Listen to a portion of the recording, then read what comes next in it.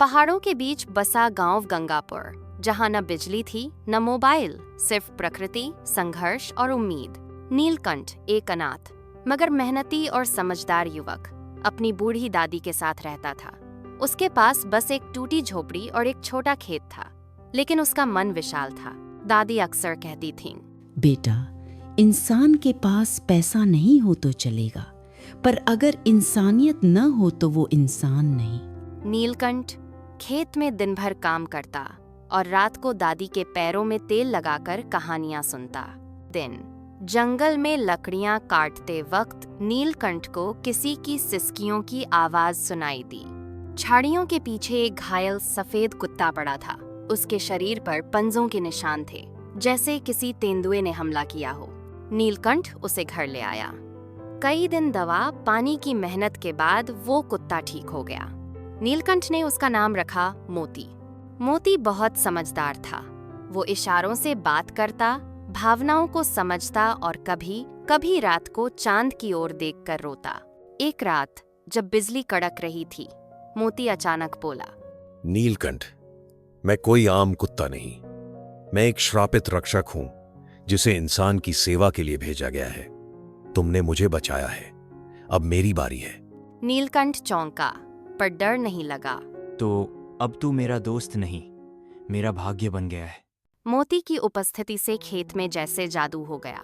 पौधे जल्दी बढ़ते, बीमार फसलें हरी हो जाती और खेत में कोई कीड़ा नहीं लगता।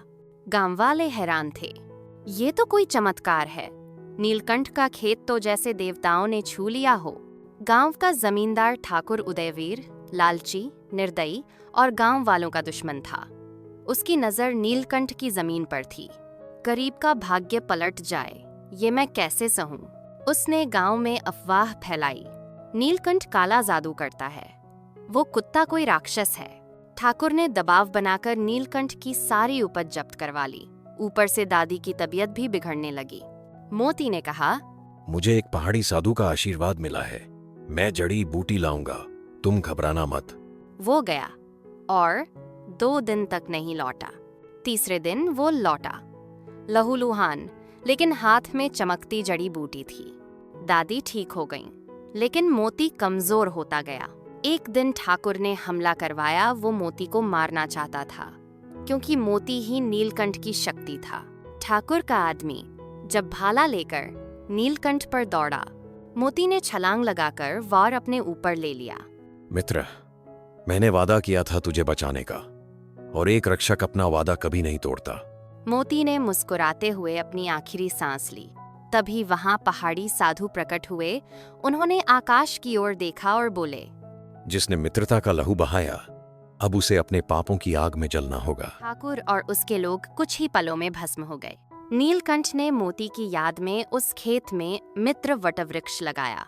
आज भी गांव के लोग वहां बैठते हैं, बच्चों को मोती की कहानी सुनाते हैं। सच्चा साथी न जात देखता है न रूप, वह बस एक वादा निभाने आता है, चाहे जान देकर क्यों न हो।